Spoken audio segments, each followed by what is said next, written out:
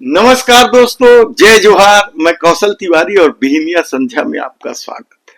कहा तो मोदी सरकार का सपना था कि 100 स्मार्ट सिटी बने। हमारी सरकार के लिए ये स्मार्ट सिटी सिर्फ एक प्रोजेक्ट नहीं है, बल्कि हमारे लिए एक मिशन। हर घर को पानी मिलेगा, लेकिन राज्य सरकारों में व्याप्त भ्रष्टाचार ने मोदी सरकार के इस महत्वाकांक्षी योजनाओं का भट्टा बिठा दिया है। आज स्मार्ट सिटी की बात नहीं करेंगे, उस पर फिर बात करेंगे कि किस तरीके से पैसों की बर्बादी की जाए। आज हम बात कर रहे हैं जल जीवन मिशन पर।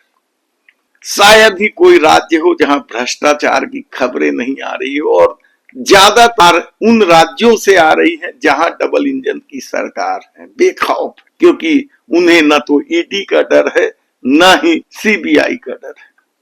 यदि मामला बाहर आया भी जनता तक तो जांच बिठा दो और लीपापोती कर दो।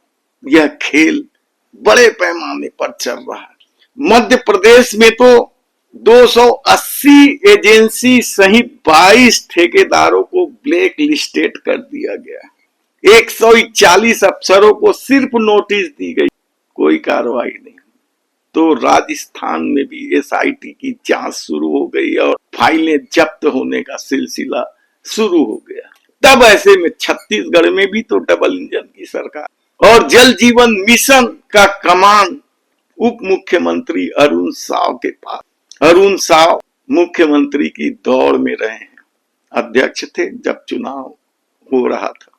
सत्ता में आने के बाद शायद मोदी सरकार को इस पर भरोसा नहीं था, इसलिए विष्णुदेव साय को मुख्यमंत्री बना दिया गया। ऐसे में जल जीवन मिशन को लेकर कितनी ही खबरें आई, विधानसभा में भी हंगामा हुआ।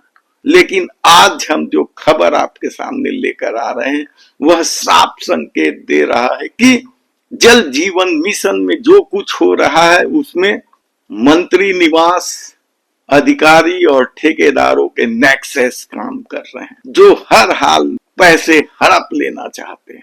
मामला बिलासपुर जिले का है। यह जिला अरुण साव का भी है, कहा जाए तो गलत नहीं हो। वहीं के वे सांसद भी रहे और विधायक भी उसी जिले से। अधिकारियों, मंत्री बंगलों और ठेकेदार के नेक्सस ने किस तरीके से जल जीवन मिशन का कबाड़ा कर दिया है, यह इसकी एक बानगी है। हालांकि कई तरह के मामले आए हैं, लेकिन यह मामला 125 करोड़ का मामला है। और इस 125 करोड़ में बिलासपुर जिले के 199 गांवों में 211 काम स्वीकृत हुए थे। बड़ा टेंडर था, कई तरह की शर्तें होती हैं, आप जानते हैं, खबरें आती रही है कि शर्तों को कैसे तोड़ मरोड़ दिया जाता है खास लोगों को ठेका दिलाने के लिए। ऐसे ही 125 करोड़ के इस योजना में, इस काम में ठेकेदारों ने ज्वाइंट वेंचर बनाकर काम लिया। 7 ठेकेदार, जिसमें सबसे प्रमुख थे मेसर्स विजय सालुखे कंपनी, महाराष्ट्र की कंपनी, और उसके साथ छत्तीसगढ़ के कंपनी थे हम। लेकिन इस कंपनी ने महाराष्ट्र नगर पालिका का जो करार पत्र अनुभव में दिया था वह सत्यापन में फर्जी निकल गया। और जैसे ही अधिकारियों को पता चला कि ये मामला उजागर हो चुका है तो ठेकेदार को आनंद फानन ने 113 करोड़ 15,34,000 रुपये का पेमेंट कर दिया गया, भुगतान कर दिया गया। समझिए आप कि किस तरीके से खेल हो रहा है छत्तीसगढ़ में जल जीवन मिशन में, और किस तरीके से पूरा नेक्सस इस खेल को अंजाम दे रहा है। मामला तब उठा जब बिल्हा के विधायक धर्मलाल कौशिक को एक शिकायत मिली दौरे के दौरान गांव वालों की तरफ से कि कैसे इस तरह का खेल हो रहा है, कैसे काम अधूरे हैं।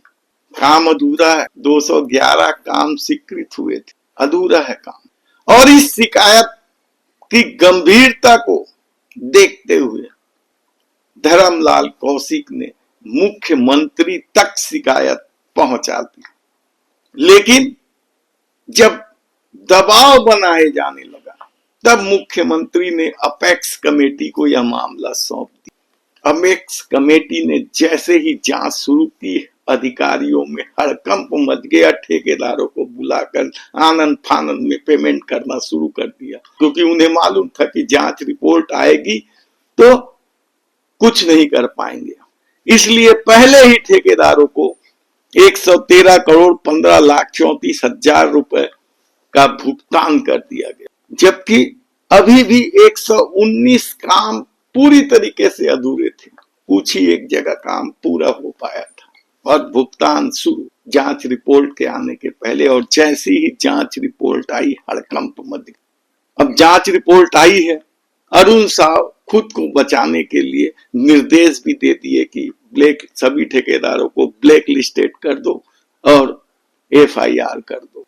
लेकिन यहां फिर खेल शुरू, क्योंकि 100 करोड़ से अधिक के काम के लिए फाइल सब इंजीनियर से लेकर ENC तक पहुंचता है। यानी इस खेल में समझिए कि कौन कौन लोग शामिल नहीं रहे होंगे। आनंद फानंद में FIR तो लिखाई गई, लेकिन सिर्फ एक कंपनी के खिलाफ, मेसर्स विजय सालुखे कंपनी के खिलाफ।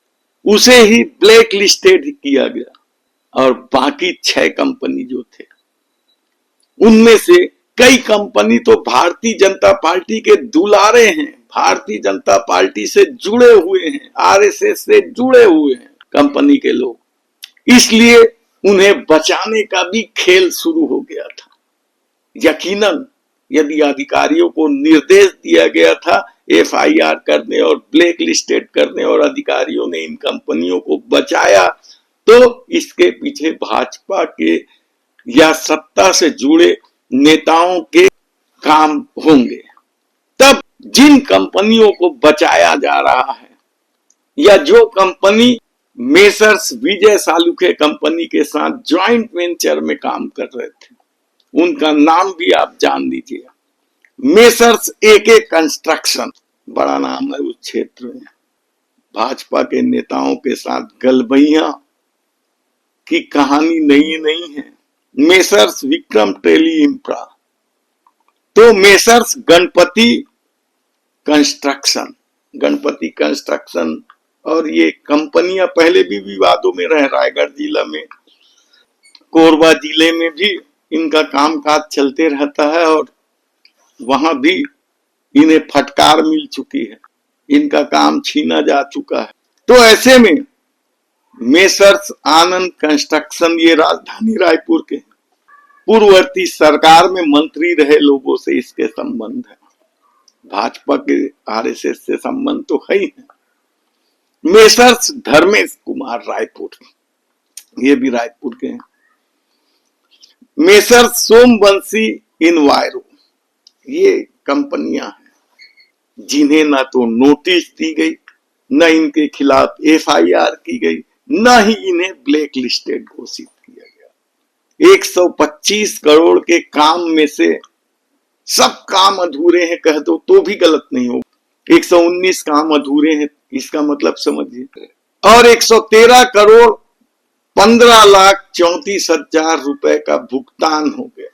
ये वसूली कैसे हो, ये तो ठेकेदारों की बात थी। अब अधिकारियों की सुन लीजिए। इस मामले में संलिप्त अधिकारियों पर भी कार्रवाई की जानी चाहिए थी। कायदे से तो ऐसे अधिकारियों को नौकरी से बर्खास्त कर देना चाहिए, लेकिन अभी तक एक नोटिस तक नहीं दी गई है।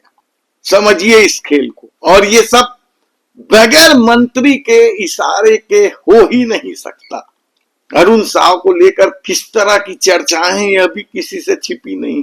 PWD विभाग में कैसे सड़कें उखड़ रही है जगह जगह, किस तरीके से दोनों हाथ से नोट बटोरने में लगे हैं, ये चर्चा है पूरे छत्तीसगढ़ में अरुण साव को लेकर। नगरीय निकाय भी उनके पास है। किस तरीके से संविदा का खेल खेला जा रहा है, पैसे वसूले जा रहे हैं, यह भी चर्चा का विषय है। उस अरुण साव के विभाग में यदि प्रधानमंत्री नरेंद्र मोदी की महत्वाकांक्षी योजनाओं में यदि खेला हो रहा है, तो आप समझिए कि छत्तीसगढ़ में किस स्तर पर जाकर भ्रष्टाचार हो रहा है और किस स्तर पर जाकर गैर छत्तीसगढ़ियों को प्रमोट किया जा रहा है, यह भी एक मामला उठ रहा है।